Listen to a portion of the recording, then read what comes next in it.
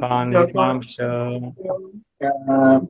हे कृष्णा करुणा सिंधो दीनबंधो जगत्पते गोपेश गोपिका कांत राधा कांत नमोस्तुते तप्त कांचन गौरांगी राधे वृंदावनेश्वरी वृषभानुसुते देवी प्रणमामि हरिप्रिये वाञ्छाकल्पतरुभ्यश्च कृपा सिन्धुभ्येव च पतितानां पावनेभ्यो वैष्णवेभ्यो नमो नमः।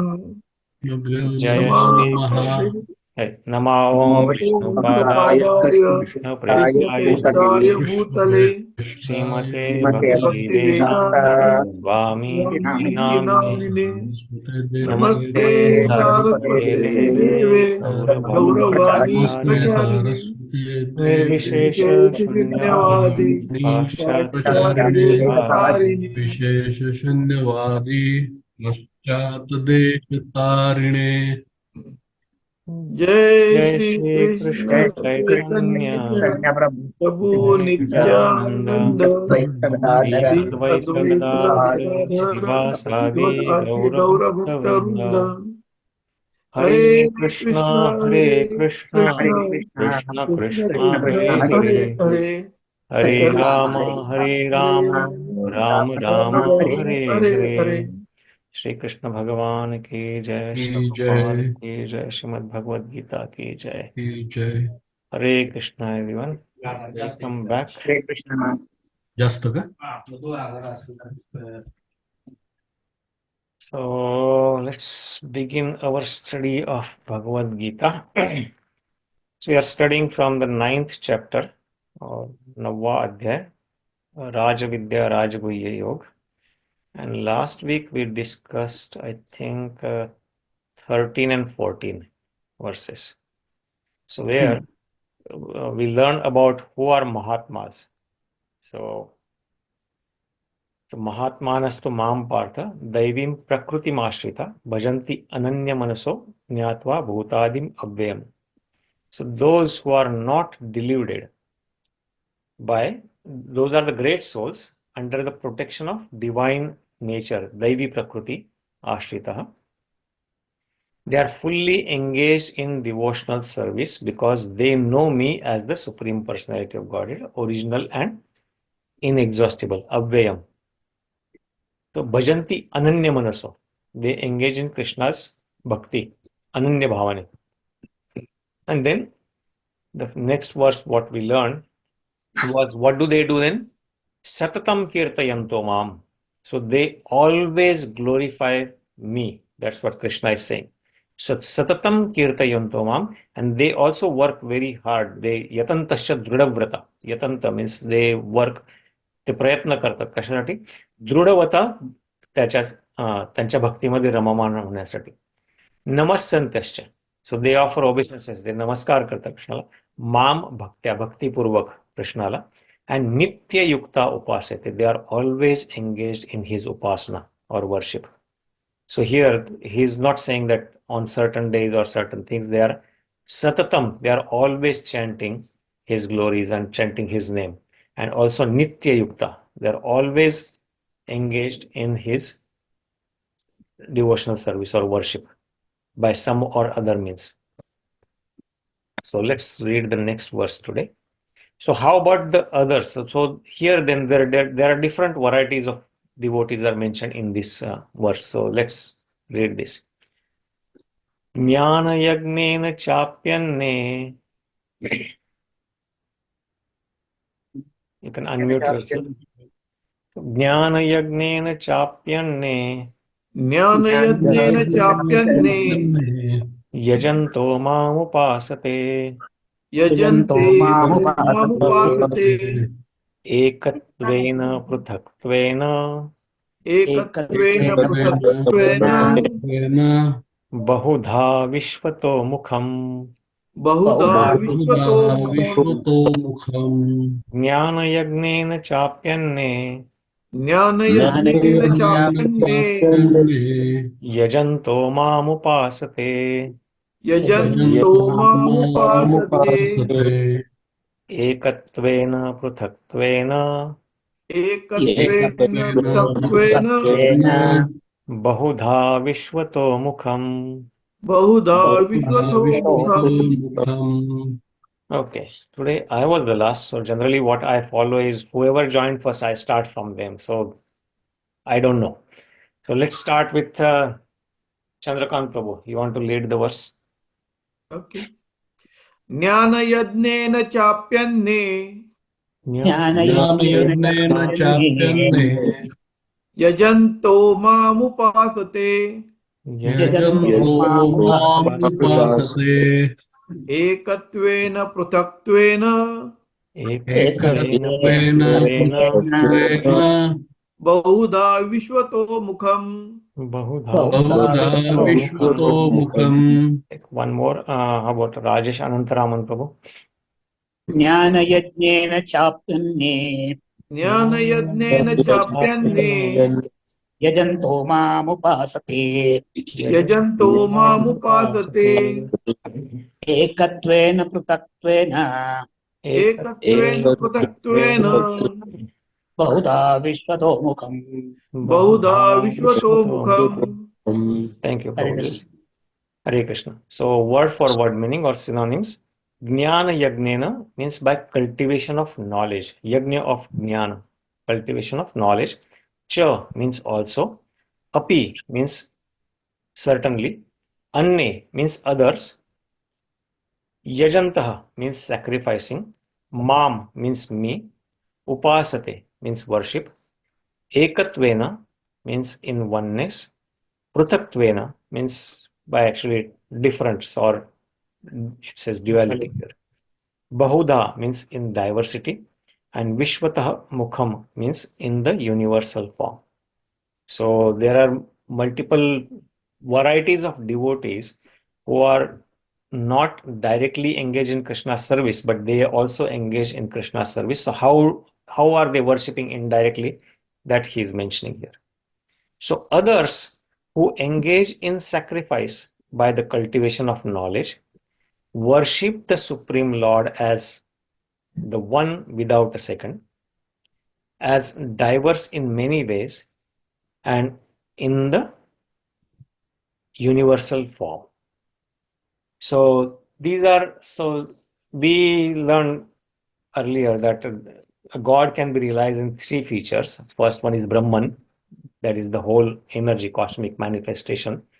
Then Paramatma, who has entered, that is the feature of God, who has entered in every living entity's heart as well as in every atom. And then Bhagavan himself, that is the personal feature or the personality of Godhead himself, who has these two features. And that Bhagavan is nothing but Krishna himself. So the people who are not directly worshipping Krishna, which we learned in the couple of verses in the beginning or before this, Mahatmanastu mam partha, Devi Prakriti Mashrita. So he said, Satatam Kirtayanto mam, they are always glorifying me. So what about others then?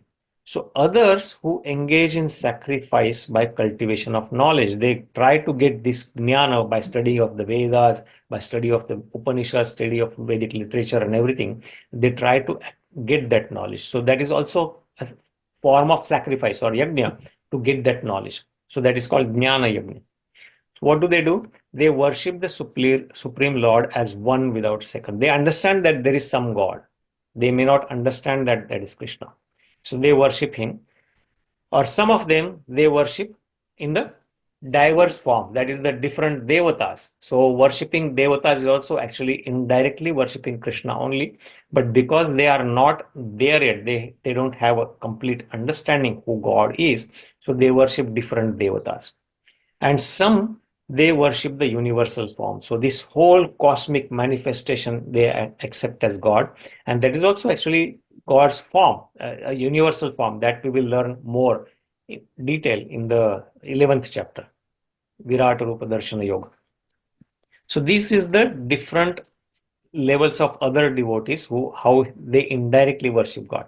So they are also not necessarily atheist, they accept God, but they don't know who really God is. And that's why by some jñāna-yajñena, based on their understanding, they worship Krishna in these different forms. So let's read this purport and we can discuss this quickly. Sunil Prabhu, do you want to read the purport? This verse is the summary of the previous verses. The Lord tells Arjuna that those who are purely in Krishna consciousness and do not know anything other than Krishna are called Mahatma. Yet there are other persons who are not exactly in the position of Mahatma but who worship Krishna also in different ways.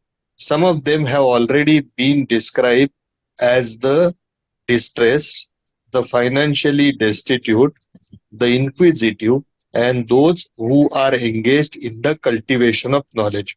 But there are others who are still lower, and these are divided into three. One, he who worships himself as one with the Supreme Lord.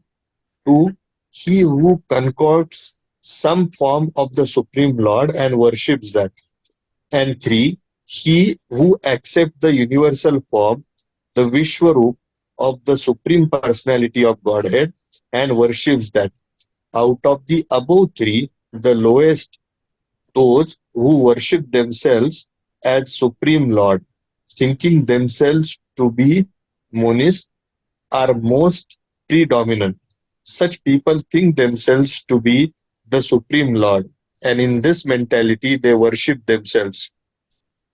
This is also a type of God worship, for they can understand that they are not the material body but are actually spiritual soul. At least such a sense is prominent. Generally, the impersonalist worships the Supreme Lord in this way. The second class includes the worshippers of the demigods, those who by imagination considered any form to be the form of the Supreme Lord. And the third class includes those who cannot conceive of anything beyond the manifestation of this material universe. They consider the universe to be the supreme organism or entity and worship that. The universe is also a form of the law. Thank you so much, Prabhu. So pretty clear here, right? Most of things are Prabhupada mentions. So first he clearly mentions that who really Mahatma is. So a person who is completely in purely in Krishna consciousness and do not know anything other than Krishna are called Mahatma. And this we read in the Bhagavad Gita as well as in other scriptures also. Bhagavad Gita, Krishna clearly says, Mahatmanas tumam partha daivi prakriti mashrata. Or one who understands who is Mahatma. Vasudeva sarvamiti sa Mahatma sudurlabha. Or even in the 8th chapter, he says that, what is the verse? So Mahatmana, mamipetya punarjanma dukkhalayam ashashvatam. That one who comes to me, who gets free from this dukkhalayam or ashashvatam, napnuvanti mahatmana. So again here words Mahatma comes. No apnuvanti, he does not come back again in this material world. Some siddhim paramam gata, he gets some siddhi, the highest siddhi or success. What is that? Paramam gata, the ultimate gati, going back to spiritual world. So these are the few places Krishna uses this word as who is Mahatma. So it is clearly said that one who is pure devotee of Krishna, who worships Krishna, is called Mahatma. But the other devotees, how about them? So they are also devotees, but they are not considered as Mahatma. They are not exactly position of Mahatma, but they worship Krishna in different ways. And some of them we already learned in the 7th chapter. Krishna says that Chaturvidha bhajante mam jana sukrutino arjuna. There are 4 types of people who worship me. Who are they? Artha, Jignasu, Artharthi, and Jnani. Artho, Jignasu, Artharthi, Jnani cha Bharatarshava. In the, you can directly go to 7th chapter, probably 16th verse or so. Yeah. So here he says, Chaturvidha bhajante mam, पण 7व्या अध्यायात already पाहिले. Jana Sukrito no Arjuna. He called them pious people, Sukrutina, Who are those? Artha. Artha means dukhi or distress, who are suffering from something or who are in miseries. So they take shelter of Krishna. Please help me. Jignasu, one who is very inquisitive. Who is God? What is God? How does this whole thing work? Artharthi. Artharthi means one who is aspiring for some better life. I want better car, I want better house, good wife, money, all that stuff. All the materialistic things, Artharthi. And Jnani. So one who is really understanding in the knowledge, they all worship. Krishna says that they are all bhajante mam. They all worship me. So these four devotees, Prabhupada mentions here. So in different ways, some of them have already been described here. They are distressed, that is artha, financially restricted, artharthi, inquisitive, or in jigyasu, and jnani, one who is engaged in cultivation of knowledge. But here in this verse, there are three more different types of devotees mentioned. One is one who worships himself. So that is the Mayavadi philosophy, or somebody. I have met actually few people in office also when we talk about this. They said that, oh, I am God, you are God, everybody is God. We don't have to worship any other God. But just because I am in this material world, I am kind of under control of Maya. As soon as I get liberated, I will become God. But that philosophy, particularly in the Vaishnava culture, is not accepted, because if we just learn in the 10th verse of this chapter, Krishna says that Maya Dakshina Prakriti Suyate Sacharacharam, that this Prakriti or Maya is under my control. And everything is working. The chara and achara, everything are working. Hetuna anena kaunte jagad viparivartate. Under my guidance, she is working, and everything is happening under my control. But if I say that I am God, and when I am free from Maya's clutches, I'll become God. I'll realize God. That makes me under control of Maya. So that defeats the superiority of Krishna, what he's saying that he is God and Prakriti is under his control. Because then Prakriti, I am becoming, God is becoming under control of Prakriti. So that is actually not true. But there are some people who think themselves as, they identify themselves with God, and they think that you are God. And this philosophy is also prominent in some of the parts of India, where they say that you are God. You just have to meditate and you become God when you realize that. Then the others are who concoct some form of God, so, and the worships that. So they are particularly the Devata worship. So they consider that worship of any Devata is good. Even if I worship Ganesha or Shiva or any other Devata, it is as good. Everything is same. But that is not accepted here. Krishna says that Matta Parantaram Nanyat Kinchidasti Dhananjaya, that he is the supreme. And even in the Padma Purana, actually, there are 10 offenses they are mentioned, 10 aparadha, and this is considered is one of the greatest aparadha also,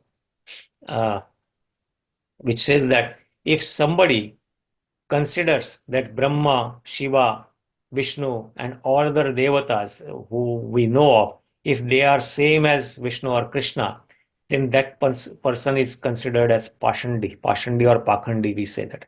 So that means he is a very atheist person, because he does not know who really God is.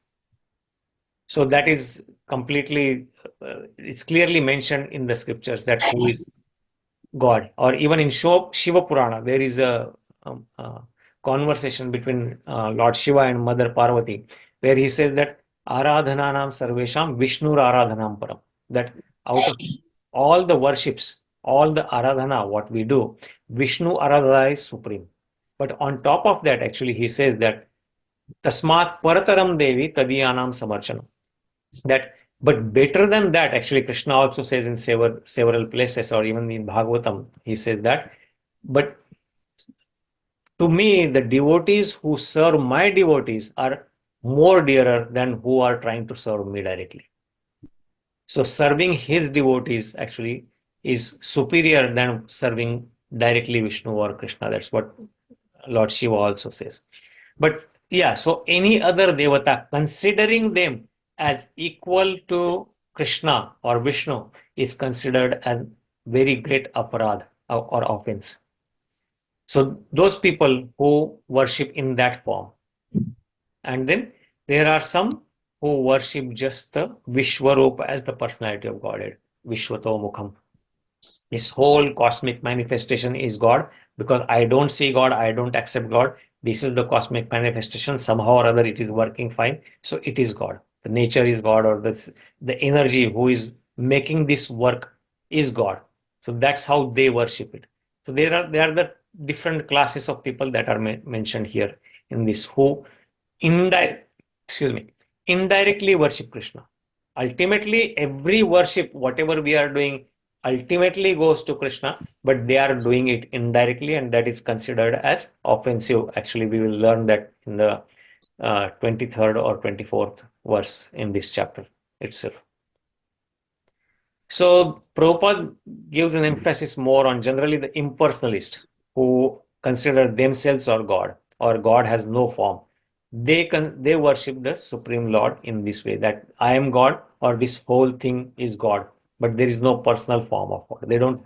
They don't accept that God can be a person. For them, it is if I have a form and I am suffering, that means God cannot have a form. But God has a form, but it is not a material form. It is a spiritual form. That's what is mentioned. It's a Chidananda Vigraha.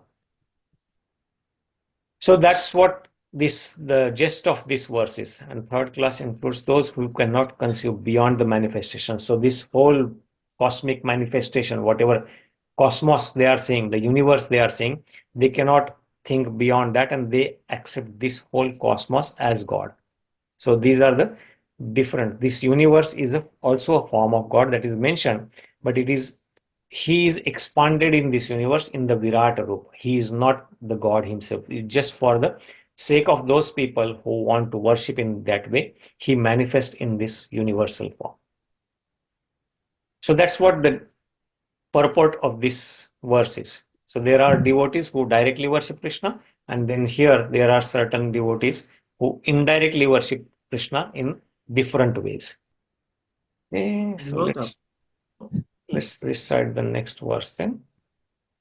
So up to here, now Krishna has described that people who worship him directly, they are Mahatma, and who worship him indirectly, their descriptions are given.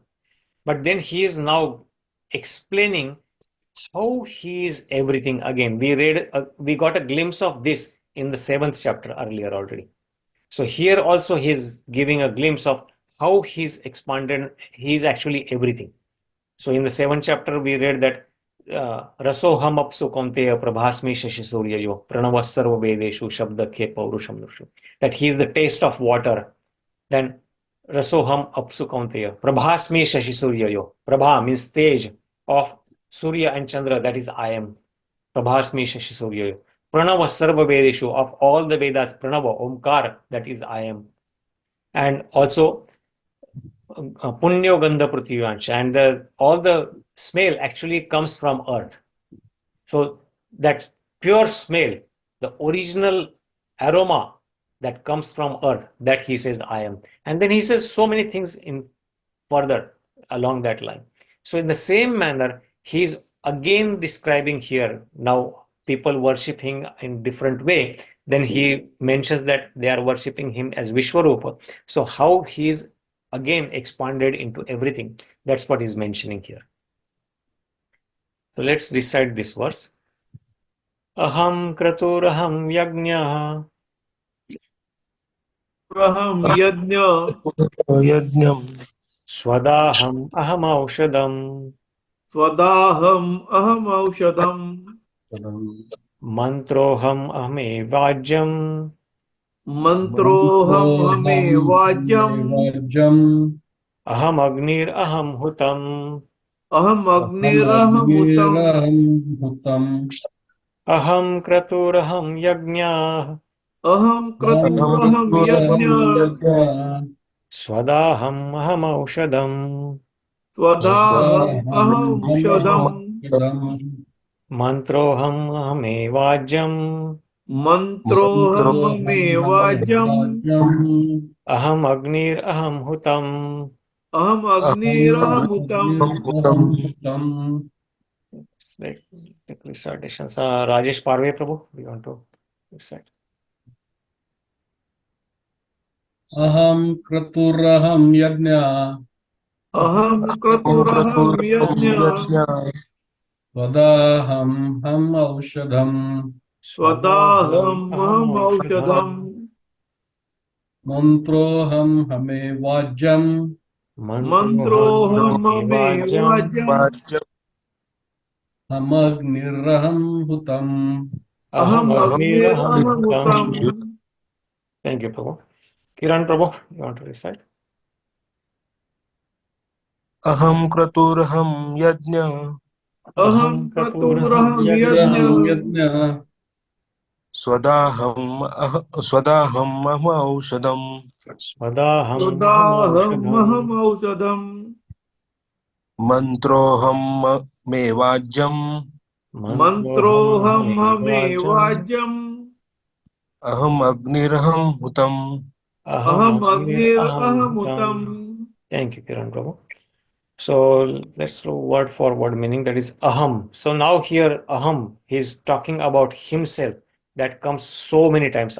Every quality that he's explaining here, he said that is I am. So aham means I. Kratuhu means Vedic ritual. Aham means I.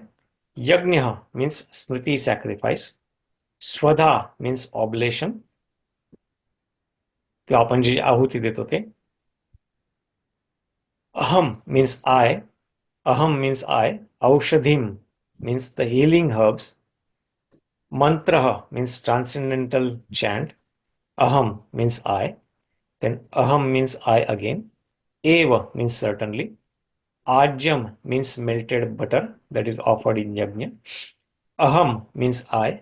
Agnihi means fire. Aham means I again. And hutam means offering. So what he is saying is, but it is I. So in continuation of how people worship me, but he is now telling him the superiority of himself, how he is the God. That people worship in different ways. Who are jnani, they try to worship the other devatas or in the different forms, or they are worshipping themselves as a supreme Lord. But he says that it is I who am the ritual, the Vedic ritual. I, the sacrifice, the offering to the ancestors, the healing herb, the transcendental chant.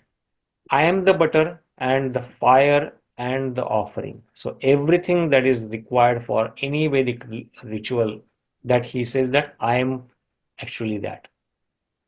That everything is spiritual, and that is he himself is that. There is similar verse in the 4th chapter. We can probably look up that. Brahmagno Brahmani Hutam. So I will read that, but let's read the purport first. How about Chandrakant Prabhu? You want to read the purport?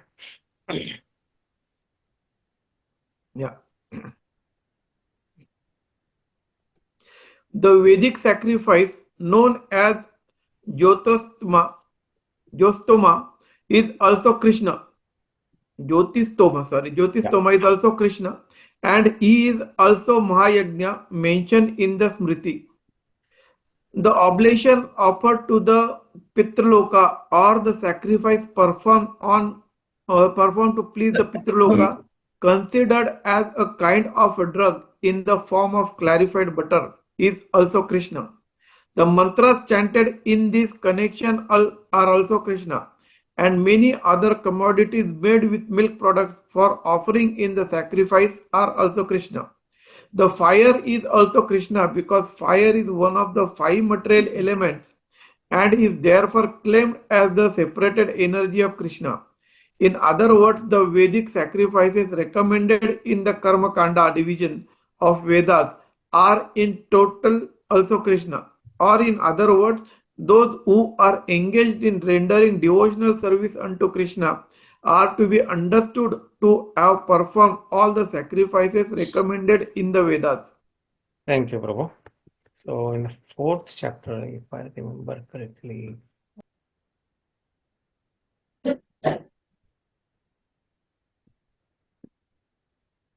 Brahmagno, Brahmarpanam Brahma Havir, Brahmagno Brahmana Hutam, Brahmaiva Tena Gantavya, Brahma Karma Samadhina.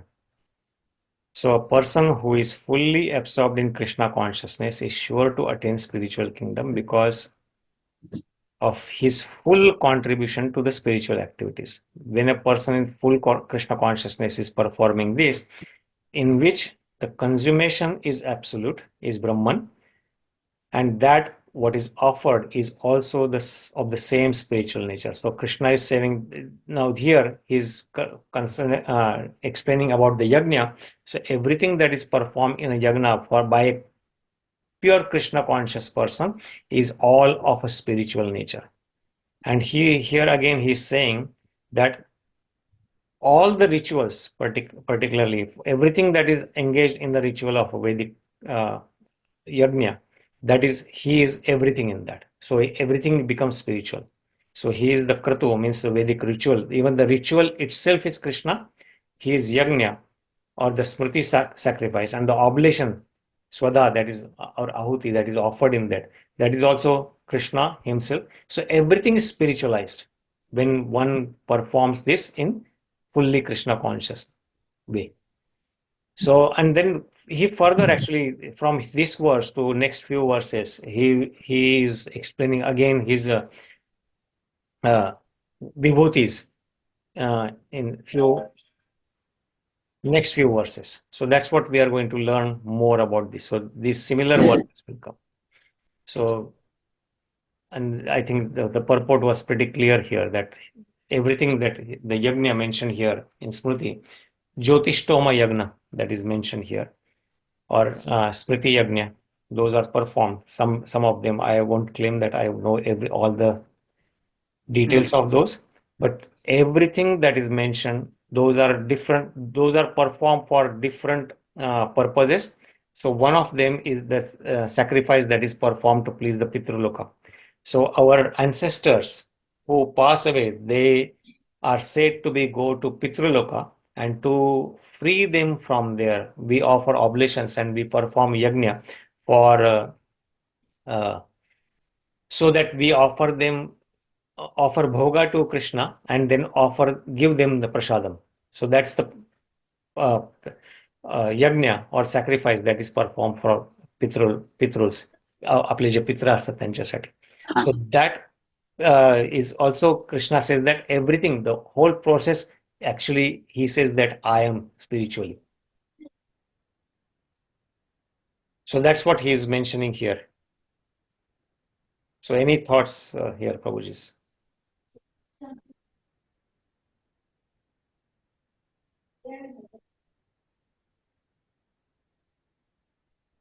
I hear somebody is saying something.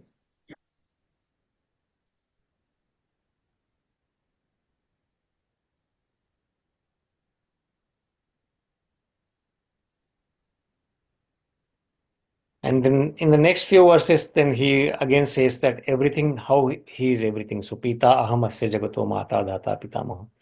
Vedyam pavitram omkara riksama yajur. That he is the father of everyone, all the living entities. Then full jagat. And then also he is mother of everything. He is also the maintainer of everything, dhata. And he is as well as the pitamaha, or the pitamaha means great grandfather. Because if he is father, seed-giving father, but if we consider that Brahmaji, because we all come from Brahmaji, right? So Brahmaji's progeny, he first creates different Prajapatis, and we come from Prajapati. So if Prajapati are our father in a way, and Brahmaji is their father, so Brahmaji becomes our grandfather. So he's Pitama because he's father of Brahmaji. Yes. He's Pitamaha. So his great grandfather. Then Vedyam, know that I am Pavitra Omkara. I am Omkara. And then I am also all the Vedas. And here he mentions this Rig Veda, Samaveda, and Yajurveda.